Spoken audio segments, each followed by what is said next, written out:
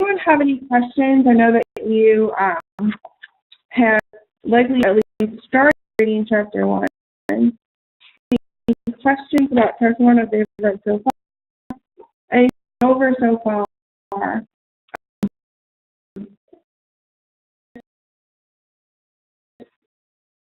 Let me know if it's confusing for you.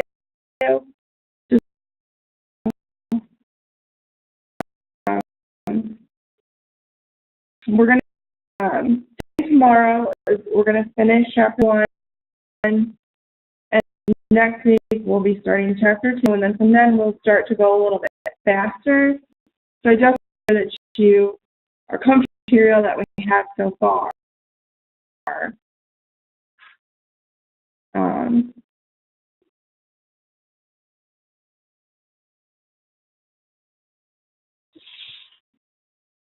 So saying that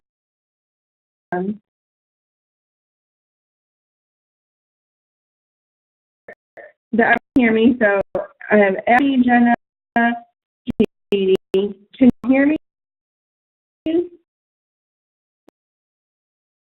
Heard you, and then let me know yes or no questions. Okay, great.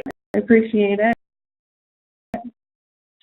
So Abby, great.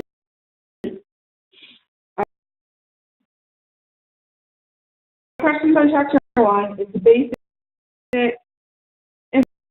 property, and it's how it differentiates from personal property, is what we've talked about so far. So, really quick basics, and we'll tomorrow everything that we learned so far in chapter 1. But we have real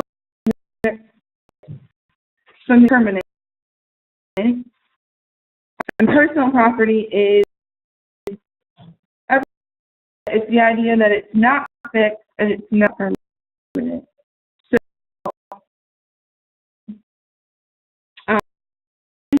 personal property, houses, apartments, condos, real property fixed to the land, because manufactured home, you know, location and transported, and then they're fixed. They become real property once they become fixed.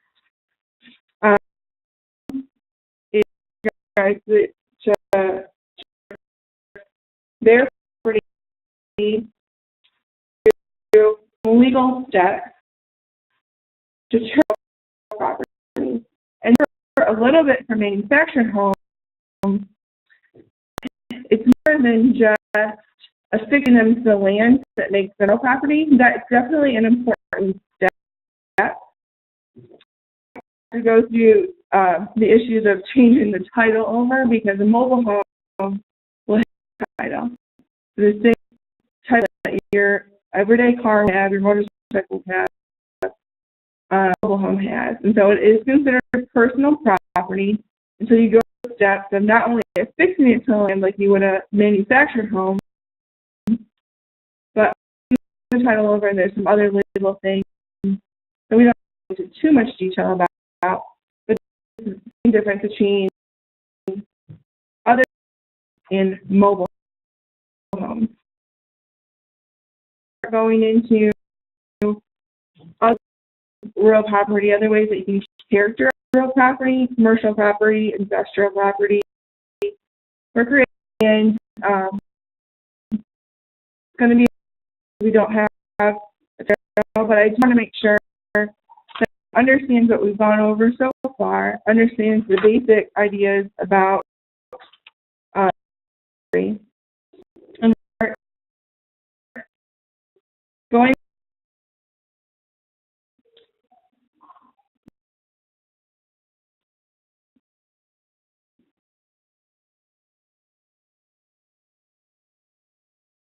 so if you're slide 30,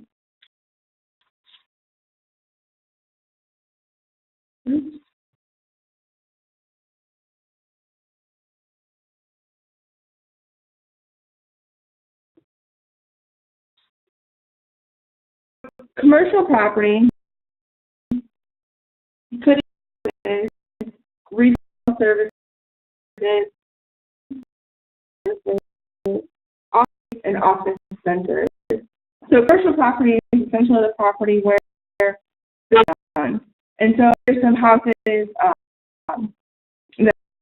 change over from being residential. So where people live, they have office space. A lot of lawyers have those types of offices. There's, on Morganton or maybe somewhere located.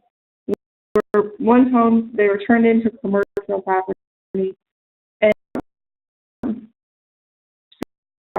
property, retail and wholesale services, or financial services, those are,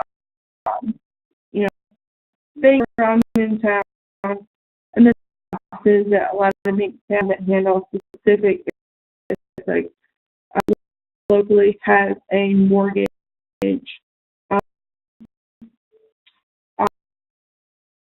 So it's a commercial property, and it's banking or financial services. All these shop centers, examples of commercial property. Municipalities offer sub-classifications of commercial properties.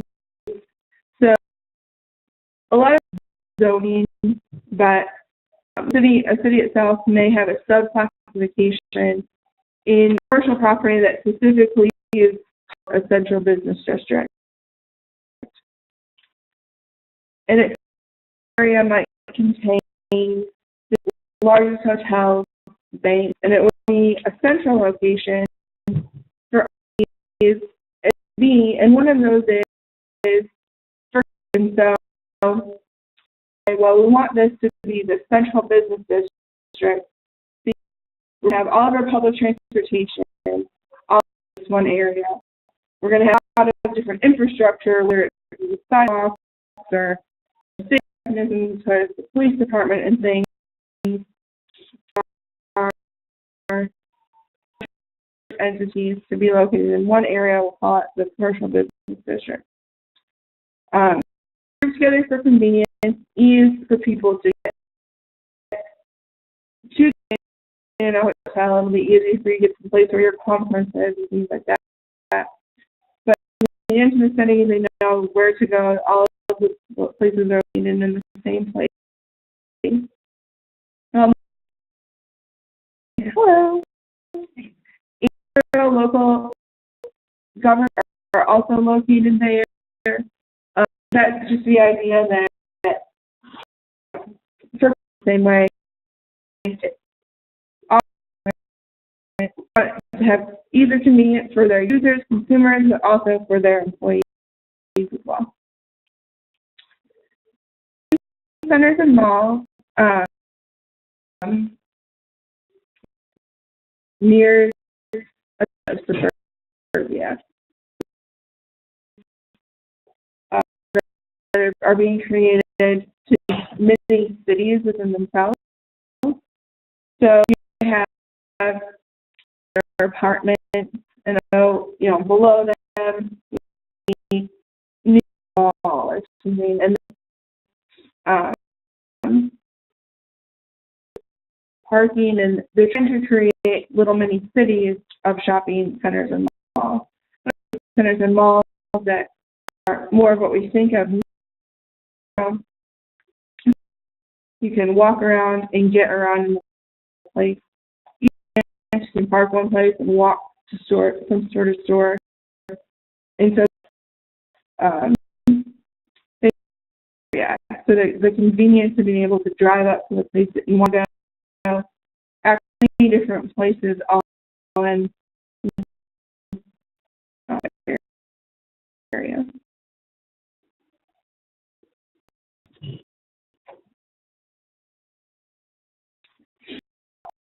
Side, traditional city.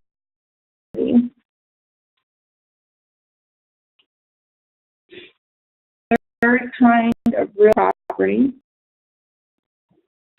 and is usually established well residential area.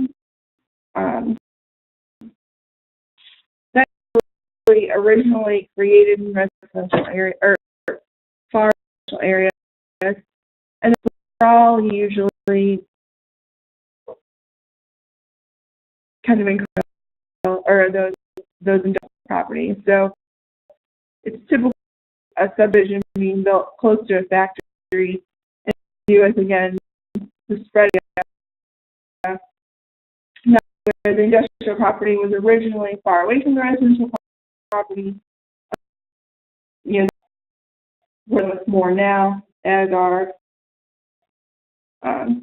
properties begin to kind of expand outside of a traditional urban, expand into more of the suburbs, more closer to industrial properties, and so that's creating some issues. That's going a little bit into property theory more than the classroom. Used typically manufacturing and warehouse industry consumer products. The factories, utility companies, and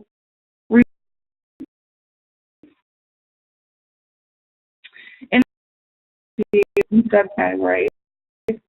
Like, so you would think of it as a warehouse, whether it's working, a lot of things that would be considered necessary. Think of it as an active factory that may be putting out some emissions, including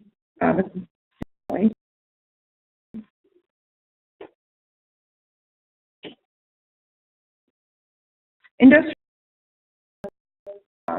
1-2 story structures, usually right in the middle of suburbia. So the purpose of an industrial park is in an area that's close to transportation. So they're talking about and places for it, and places close to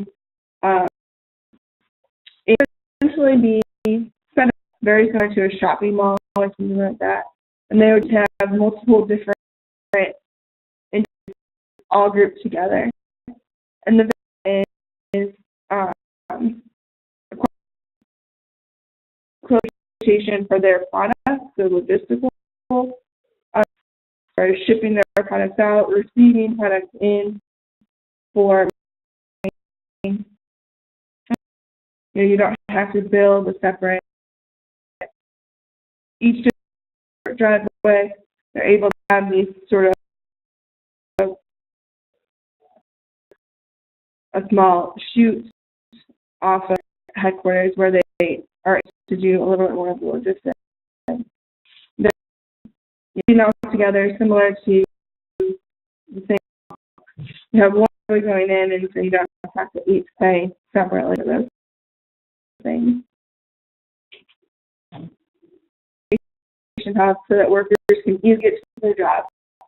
But again, that it's also getting this out in place and getting in parts so that they can do their job. It's cheap. Everyone makes money. So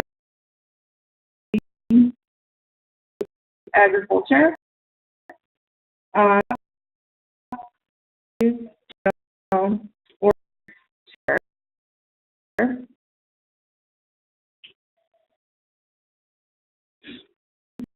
specific quality of lower taxes and restrictions on land use, and has a small one resident with the latter unit. Recommended for lease or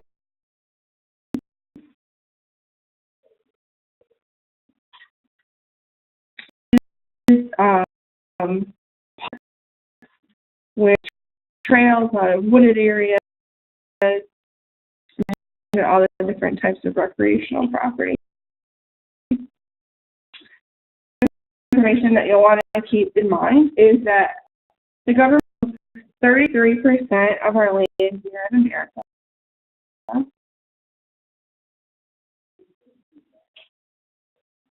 shall be reserved for next in secure public facilities. All right. So different residential or different types of territories of real and include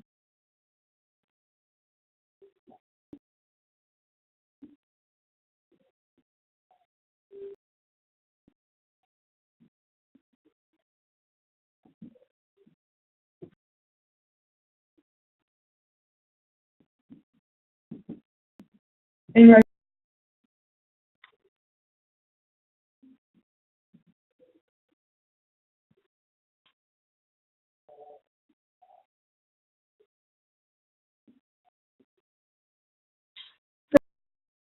six of these different types of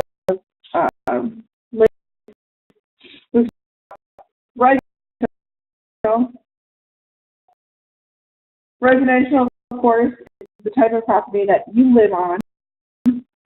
The category of can't see if I can see.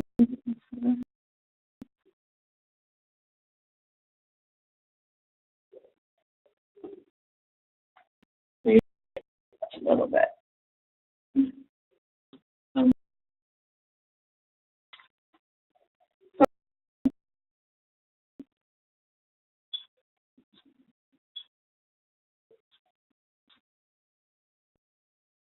So they include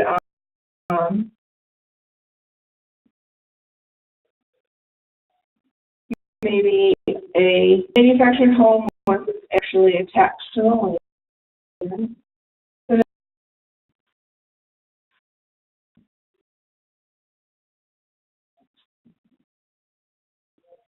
a words that you pay rent to live property, but you're acquire any ownership interest in the property, sort of renting the ability to live there.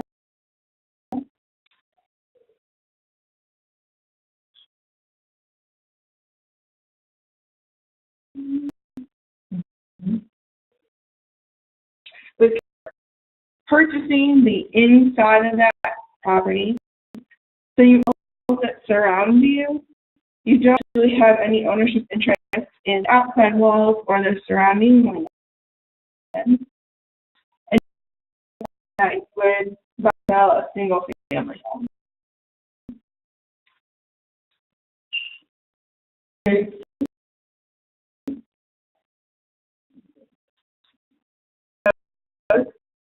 You own not only the inside walls, you own the outside walls as well. And they're generally or attached to another property that's right next to you. And you would share expenses, maybe driveway or snow, things like that. But you do have ownership interest in the walls and property around you.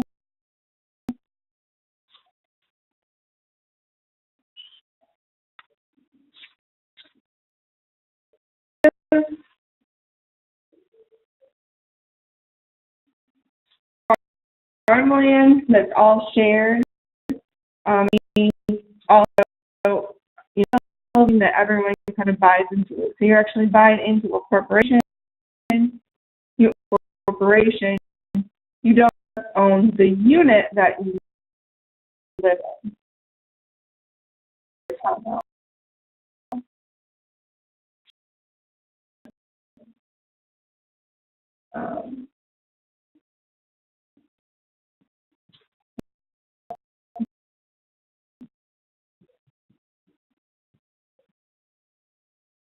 Personal property but then once they're fixed in the home, they become real property.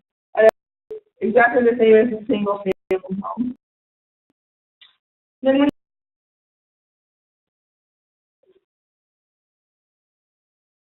and everything that I've talked about other than mobile homes is real property. Mobile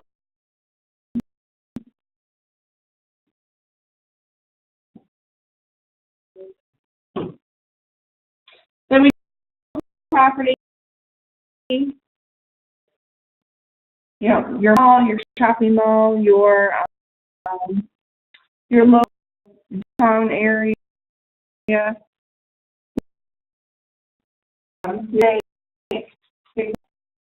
the property, industrial property is the area,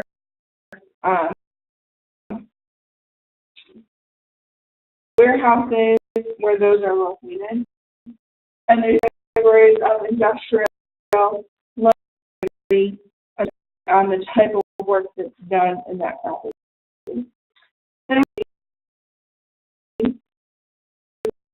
the park, beaches, of areas that forests that are used for enjoyment and recreation. All right, categories of real estate.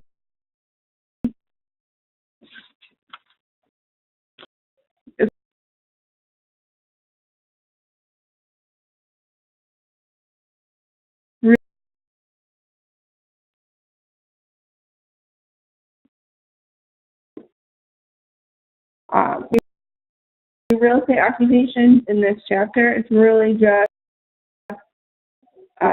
review. So, available to someone who's interested in a career in real estate. There's paralegals. Legal, we're talking more about the folks that are dealing with purchasing and things of the property or stock brokerage. So similar to marketing and other professions, brokers buying and selling property by using marketing approaches such as promotion, advertisement, and sales. So real estate agent further, which I'll talk about in a minute. So work as an agent to sell their property. So we're going more into what the word agent means. I think two terms. So that in a little bit more detail. But work as agents who wish to sell property. And folks that want to purchase real property. Brokers go a step further than real estate agents. So we have categories of people.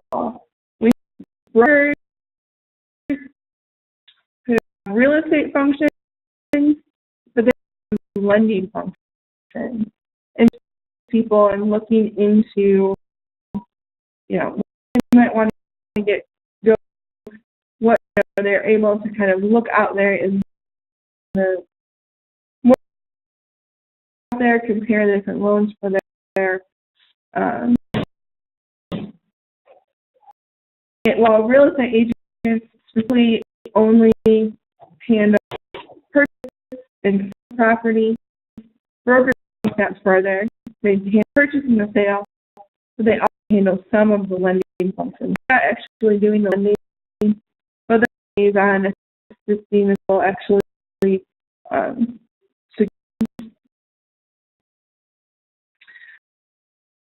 the characteristics of real estate. It's going to be a really good overview of what we've done so far, but also background of what you need to know as you go forward about real property. Slow through now, but I want you're eased into the subject and what we're doing, and you're ready for things. So, attendance so that everyone is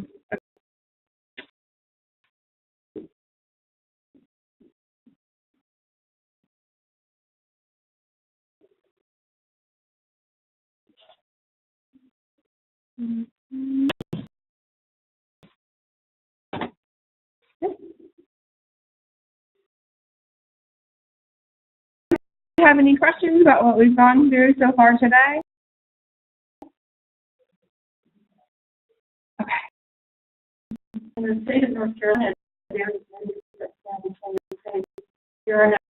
everybody has to be licensed as a real estate broker. Mm-hmm. Yeah, so there's that kind of funny to check that. I understand what you're saying. Yeah. So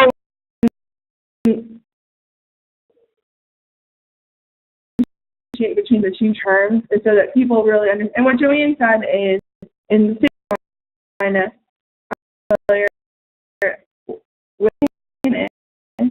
but that in the state, people have to be both real estate agents and brokers now, licensed to be both. And between the term of what broker means, what it means. So people talk about real estate agents, they typically think about people that are assisting people in finding houses and assisting people in houses. And what I do is go that one step further, and they assist with the loan functions as well. Okay. So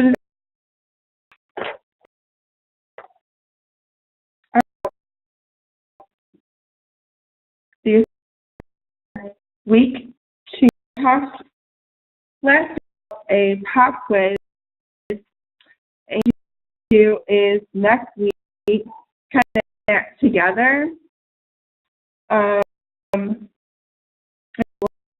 To see it while I am able to see it outside.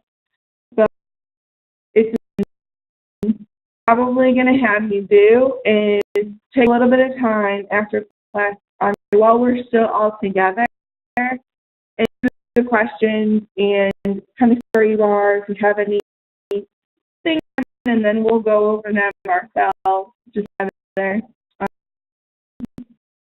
Do it very long at all.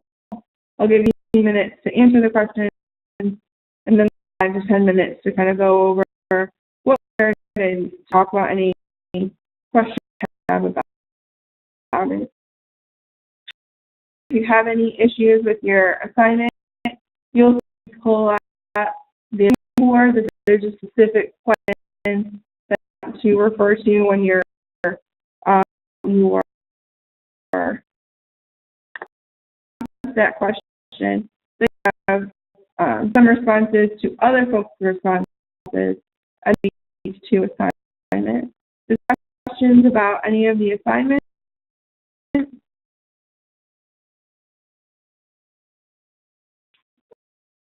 It was good to see you all, or today.